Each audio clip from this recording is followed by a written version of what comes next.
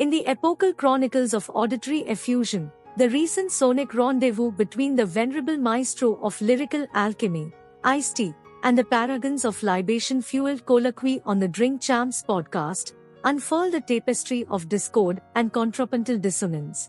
They heard about you that wasn't even true. Oh. You know, there was this kid that had a kid named Ice, who was connected to Joe Budden, his boy, and he made a big thing about why black women, and I took the heat for it, and I never said it. So a lot of people. Oh, they see. Because Ice, the name Ice. Yeah, What's his name? You know his man? No. You know? It's a guy named Ice, one of his friends. Hey, he said he's on the podcast, right? So anyway, he actually called me. I said, Ice, I said that. That was not you. I said, well, there's no way to unring a bell. Like the black women, since I got a white wife, they feel that's me. Right. And, you know, they got pissed at me, and it was something I never said. So a lot of times people dislike you for the bullshit. Like somebody say, yo, Nori, you know, Nori did this, that, and the third. Now they don't like you, and it wasn't even true. Right.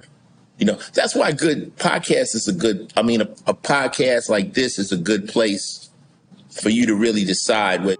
The synergetic concordance, however, was disrupted by the rapier of disputation, wielded not by some capricious interloper, but by the enigmatic co-host of Joe Budden, Chris Indice. This nomenclatural consonance, a mere lexical serendipity, belied a tempestuous temerity, a maelstrom of controversy that echoed through the auditory canyons of the podosphere.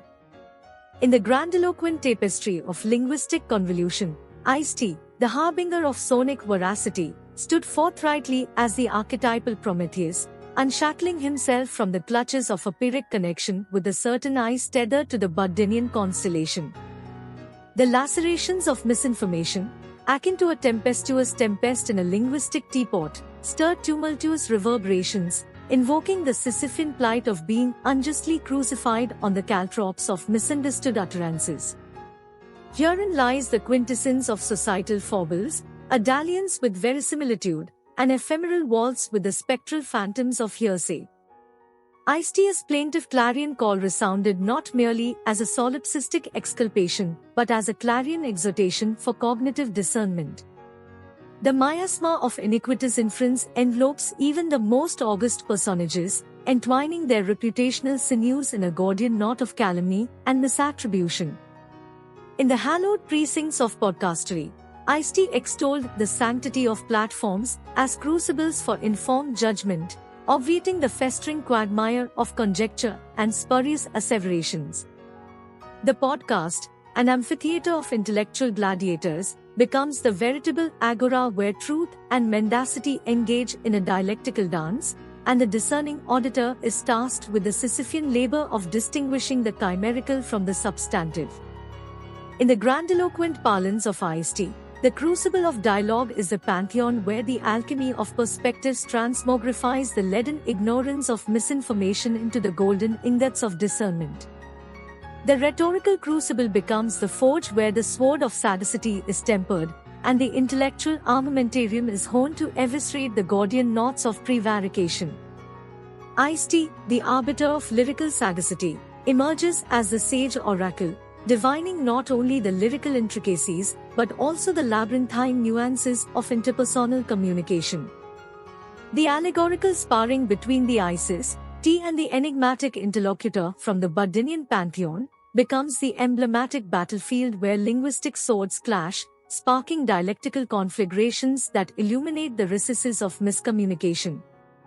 In the pantheon of potable Pali, the libation-infused Drink Champs podcast assumes the mantle of Dionysian revelry, a bacchanalian symposium where the nectars of knowledge and inebriation coalesce into a heady elixir of revelation.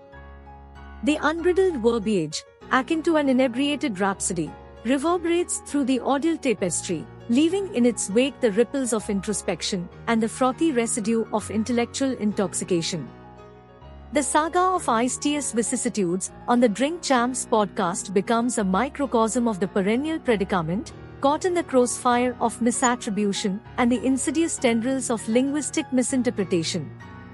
Ice-T's exegesis transcends the ephemeral fracas, metamorphosing into a parable for the cognoscenti, an admonition to traverse the labyrinthine corridors of discourse with the lantern of discernment. In the kaleidoscopic cavalcade of linguistic acrobatics, Ice-T's oratory becomes the magnum opus, an opulent tapestry woven with the strands of candor and the warp and weft of linguistic dexterity. The sibilant symphony of syllabic sagacity echoes through the auditorial cosmos, resonating as a mellifluous elegy for the travails of misinformation and the redemptive power of veracious elucidation. As we navigate the tumultuous seas of discourse, let us heed the mellifluous oratory of Ice-T as a beacon, illuminating the perilous shoals of misinformation. In the crucible of podcastery, let discernment be our lodestar, and let the libation-infused symposiums be not just a bacchanalian reverie but a sanctum where the crucible of dialogue refines the baser elements of misunderstanding into the luminous alloy of informed judgment. Misinformation, that hydra with a myriad of heads, casts its inky shadows not only over individuals like Ice-T but also extends its tendrils insidiously into the very sinews of societal dialogue. Ice-T, the lyrical polymath, found himself ensnared in the snares of misattribution, a mere pawn in the chess game of hearsay. His predicament becomes a parable for the vicissitudes endured by public figures navigating the treacherous waters of an information age teeming with half-truths and ephemeral narratives. As we peer through the kaleidoscopic lens of satire, the grandiloquence of misinformation unveils itself as a tragicomic farce, a theatrical spectacle where the players are unwitting participants in a vaudevillian charade. Picture, if you will, the absurdity of Ice-T, not as a rap luminary, but as a Kafkaesque protagonist caught in a convoluted web of miscommunication, a serio-comic saga worthy of the theatrical pantheon. The irony, draped in the cloak of Obahiagbonian satire, lies in the juxtaposition of societal gravitas and the capriciousness of misinformation. Ice-T, heralded for his lyrical acuity, becomes a tragicomic figure, ensnared in a linguistic labyrinth where the Minotaur is not a mythical beast but the distorted echo chambers of public opinion. The laughter that echoes through the corridors of satire is tinged with the bitter realization that misinformation, far from being a mere dalliance, is a pernicious force, corroding the foundations of informed discourse. In the symposium of societal dialogue, misinformation wears the guise of the jester, capering across the stage with reckless abandon. Ice-T's plight, when viewed through the lens of satire, becomes a sardonic ballet where the pirouettes of miscommunication are choreographed by an unseen puppeteer. The chuckles that arise from this macabre dance are a cacophony of societal folly, a carnival of errors that renders the serious absurd, and the absurd lamentably serious. As we revel in the carnival of satire, let us not lose sight of the gravitas that underlies the jest. Ice-T's experience, although draped in the trappings of farce, mirrors the societal quandary, how misinformation, once unleashed, becomes an unruly poltergeist, haunting not only public figures but the very bedrock of societal cohesion. The satire becomes a mirror, reflecting the collective absurdity that ensues when misinformation is given free rein. In the amphitheater of societal discourse, let us heed the satirical call to arms. The laughter provoked by the misadventures of Ice-T should not be a mere mirthful interlude but a clarion call for vigilance. Through the veil of satire, let us discern the contours of this misinformation labyrinth and strive for a discourse that transcends the buffoonery, embracing a more enlightened era where truth, not jest, becomes the linchpin of societal dialogue.